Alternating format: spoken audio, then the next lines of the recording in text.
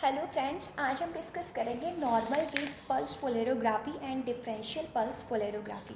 So friends, अगर आप मेरे चैनल पर नए हैं तो सबसे पहले आप मेरे चैनल को सब्सक्राइब कर लीजिए, जिससे कि आपको मोर इन्फॉर्मेटिव वीडियोस मिलती रहें। सो चलिए स्टार्ट करते हैं आज का वीडियो लेक्चर। सो सबसे पहले हम देखते हैं कि पल्स पोलेरोग्राफी होता क्या है। सो पल्स पोलेरोग्राफी में हम क्या करते हैं, जो डीसी वोल्टेज है, डीसी वोल्टेज को क्या करते हैं, चेंज करते हैं। सो जैसे ही हम डीसी वोल्टेज अप्लाई करेंगे, सो उसके बाद क्या होगा, जो डिफ्यूज़न करंट है, उस डिफ्यूज़न करंट में क्या एक चेंज होता है, और जो वो चेंज होगा उस चेंज की वजह से क्या है, एक रेक्टेंगुलर शेप की पल्स हमें देखने को मिलेगी। और जो पल्स होगा, उस पल्स की जो टाइम ड्यूरेशन होगी वो 40 एम सेकेंड होगी। 40 एम सेकेंड बराबर होता है 1/25 सेकेंड के। सो आपको पता है हम पोलेरोग्राफी पढ़ रहे हैं। सो पोलेरोग्राफी में जो हम इंडिकेटर इलेक्ट्रोड यूज़ करते हैं वो क्या होती है, ड्रॉपिंग मरकरी इलेक्ट्रोड यानी डीएमई यूज़ करते हैं। आपको पता है जो एक डीएमई में ड्रॉपिंग मरकरी इलेक्ट्रोड है, उसमें जो एक मरकरी की जो ड्रॉप है उसकी जो ड्यूरेशन होती है वो 7 से 8 सेकेंड होगी। दैन उसके बाद क्या है, मरकरी ड्रॉप डिस्क्लोज हो जाएगी, और डिस्क्लोज होने के बाद वो फॉल ऑफ हो जाती है। फिर 2 सेकेंड के बाद एक नई ड्रॉप हमें देखने को मिलती है।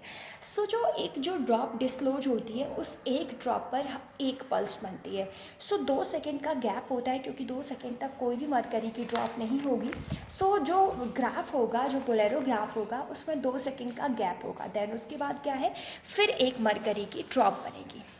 सो मेन क्या है, जो एक पल्स है, उस पल्स की मैंने अभी आपको बताया कि टाइम ड्यूरेशन 40 एम सेकेंड होता है, और 40 एम सेकेंड 1/25 सेकेंड के बराबर होता है। सो एक पल्स 1/25 सेकेंड ड्यूरेशन की होती है। सो जो एक पल्स है वो एक ड्रॉप पर एक बार बनती है। तो यहाँ आप देखिए, यहाँ ई वर्सेस टी है।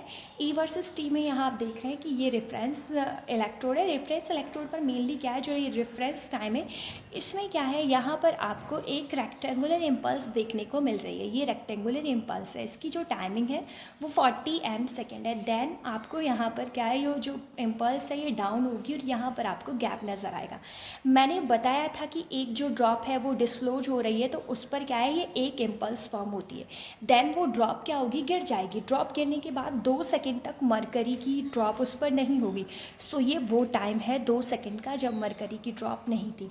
देन ड्रॉप फिर से डिस्क्लोज होगी, उस पर एक इम्पल्स बनेगी। देन 2 सेकेंड में वो फिर 8 से 7 सेकेंड बाद गिर जाएगी। देन 2 सेकेंड का टाइम है। सो प्रोसीजर क्या है, चलता रहेगा। सो ये जो मेनली आपको पोलेरोग्राफ नज़र आ रहा है, ये नॉर्मल पल्स पोलेरोग्राफी यानी एनपीपी का है। एनपीपी के पोलेरोग्राफ में क्या होता है, जो इम्पल्स का जो एम्पलीट्यूड होगा वो हर इम्पल्स का एम्पलीट्यूड चेंज होता है। यानी इस इम्पल्स का एम्पलीट्यूड कुछ अलग होगा, देन इस इम्पल्स का एम्पलीट्यूड चेंज हो जाएगा, देन इस इम्पल्स का एम्पलीट्यूड चेंज हो जाएगा। सो मेनली एक ड्रॉप टाइम है, ये एक इम्पल्स है, देन ये 2 सेकेंड का गैप है, फिर ये एक इम्पल्स है, ये गैप है, फिर ये इम्पल्स है। आई होप आपको ये सब समझ में आ रहा हो। यहाँ पर जो ये टी है, टी से रिप्रेजेंट किया है एक इम्पल्स कितने देर तक चलती है। सो इम्पल्स की जो टाइमिंग है वो कितनी है, 40 एम सेकेंड यानी 1/25 सेकेंड। और जो टी है वो T2 सेकेंड है, यानी जो दो इम्पल्स हैं उनके बीच का गैप कितना। सो एक ये इम्पल्स है, एक ये इम्पल्स है, इनके बीच में जो गैप है वो है 2 सेकेंड, यानी जिस टाइम तक वहाँ पर मरकरी ड्रॉप नहीं होगी। सो अब हम कंपेयर करेंगे एनपीपी को स्क्वायर वेव पोलेरोग्राफी से। सो स्क्वायर वेव पोलेरोग्राफी में भी क्या होता है, इम्पल्स बनती हैं, लेकिन वहाँ पर जो इम्पल्स की टाइमिंग होती है वो 1/450 सेकेंड होती है। सो अगर हमें बेटर रिजल्ट चाहिए, सो हमें क्या करना होगा, जो टाइम होगा उस टाइम को हमें बढ़ाना होगा। सो स्क्वायर वेव पोलेरोग्राफी में टाइम कम होता है। टाइम कितना होता है, 1/450 सेकेंड। जबकि पल्स पोलेरोग्राफी या फिर नॉर्मल पल्स पोलेरोग्राफी में टाइम कितना होता है, 1/25 सेकेंड। सो सबसे पहले जो ये नॉर्मल पल्स पोलेरोग्राफी या फिर पल्स पोलेरोग्राफी का जो डेवलपमेंट किया था वो बेकर और गार्डनर ने सबसे पहले डेवलप की थी। सो इसने क्या बताया था कि जो इसमें एक पल्स होती है, उस पल्स का टाइम कितना होता है, 1/25 सेकेंड में अप्रॉक्स इतना होता है, और ये एक ड्रॉप, एक मरकरी ड्रॉप की लाइफ को शो करता है।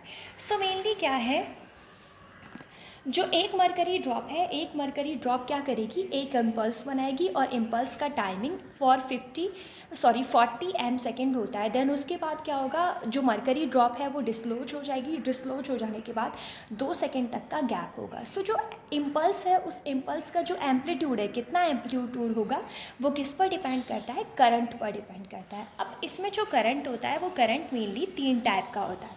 सबसे पहला है रेफरेंस करंट, दूसरा होता है कैपेसिटेंस करंट और तीसरा है फैराडे करंट। सो रेफरेंस करंट क्या होता है, ये उस टाइम का करंट है जो शुरुआत में प्रोड्यूस होता है, या फिर इसे हम जो इनिशियल वोल्टेज है ये उससे प्रोड्यूस होता है।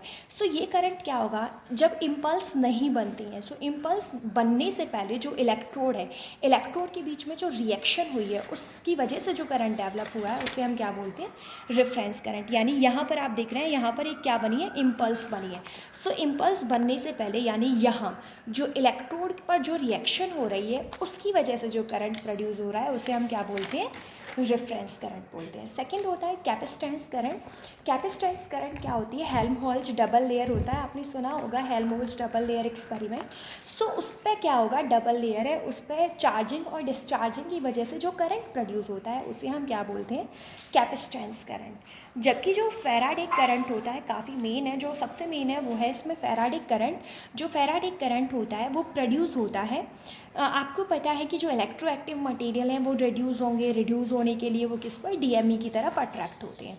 सो जो इलेक्ट्रोएक्टिव मटेरियल हैं, इलेक्ट्रोएक्टिव मटेरियल जब डीएमई पर जाएंगे सो उससे क्या है, इम्पल्स बनेगी और जिसकी वजह से जो करंट जनरेट होगा उस करंट को हम क्या बोलते हैं, फैराडे। सो जब हम पल्स की रिकॉर्डिंग करते हैं, पल्स की रिकॉर्डिंग हम मेनली डिफ्यूज़न करंट के बेस पर करते हैं। मैंने स्टार्टिंग में बताया था जो डीसी वोल्टेज होती है, DC voltage versus change in current. So current हम कौन सा लेते हैं, डिफ्यूज़न करंट, या फिर हम जो करंट कंसिडर करेंगे वो है फैराडे करंट। अब मेनली क्या है, जो रिकॉर्डिंग करेंगे उसके दौरान हम कैपेसिटेंस करंट या फिर रेफरेंस करंट इन दोनों को एलिमिनेट कर देते हैं। और सेम हम एलिमिनेशन किस में करते हैं, स्क्वायर वेव पोलेरोग्राफी में करते हैं। सो हमने फर्स्ट मेथड एनपीपी पढ़ लिया, नॉर्मल वेव पोलेरोग्राफी। सेकंड है डिफरेंशियल वेव पोलेरोग्राफी। सो अब हम पढ़ेंगे डिफरेंशियल वेव पोलेरोग्राफी। सो डिफरेंशियल वेव पोलेरोग्राफी में क्या होता है, मैंने आपको नॉर्मल वेव पोलेरोग्राफी में बताया था, जो एम्पलीट्यूड होता है वो एम्पलीट्यूड 2 इम्पल्स का फिक्स नहीं होता। जबकि differential wave polarography, differential pulse polarography में क्या होता है, जो एम्पलीट्यूड है वो एम्पलीट्यूड फिक्स होता है। वो फिक्स कितना है कि हर जो इम्पल्स है उसका जो एम्पलीट्यूड है वो 50 एमवी रहेगा। सो यहाँ आपको नज़र आ रहा है कि ये एक इम्पल्स है, ये भी एक इम्पल्स, ये भी एक इम्पल्स है। इन जो इम्पल्स है, इन तीनों इम्पल्स का जो एम्पलीट्यूड है वो बिल्कुल सेम है, 50 एमवी। जबकि एनपीपी में जो एम्पलीट्यूड था वो एम्पलीट्यूड एनपीपी में फिक्स नहीं था। यहाँ आप देख रहे हैं, यहाँ पर क्या था, इसका एम्पलीट्यूड कुछ अलग है, देन एम्पलीट्यूड बढ़ा, देन एम्पलीट्यूड और बढ़ा, मतलब एम्पलीट्यूड कोई फिक्स नहीं है। सो हमें नहीं पता एम्पलीट्यूड में कितना चेंज हो रहा है, ये तो एक ग्राफिकल है जो पोलेरोग्राफ पर नोट कर दिया है। जबकि डिफरेंशियल पल्स पोलेरोग्राफी में क्या है, एम्पलीट्यूड फिक्स होता है। सो यहाँ पर क्या होगा, एक इम्पल्स बनेगी, देन 2 सेकेंड का गैप होगा, फिर से एक नई ड्रॉप आएगी, वो नई ड्रॉप डिसलोज हो जाएगी, देन एक इम्पल्स बनाएगी, वो नई ड्रॉप गिर जाएगी, फिर 2 सेकेंड के बाद एक नई ड्रॉप आएगी, देन एक इम्पल्स बनेगी। सो इसमें जो इम्पल्स होती हैं उनका एम्पलीट्यूड क्या होगा, सेम होता है। सो इसमें भी क्या होगा, जैसे धीरे धीरे क्या है, ये जनरली जो इम्पल्स हैं वो इम्पल्स क्या है, यूजुअल मैनर में धीरे धीरे बढ़ती जाएंगी और नेगेटिव डायरेक्शन में ये सो होती जाएंगी। सो इसमें भी हम क्या करते हैं, जो कैपेसिटेंस करंट होता है, रेफरेंस करंट होता है, दोनों को एलिमिनेट कर देते हैं और केवल किसे रीड करते हैं, फैराडे करंट को रीड करते हैं। Thank you so much for watching me. I hope you all are understand this video.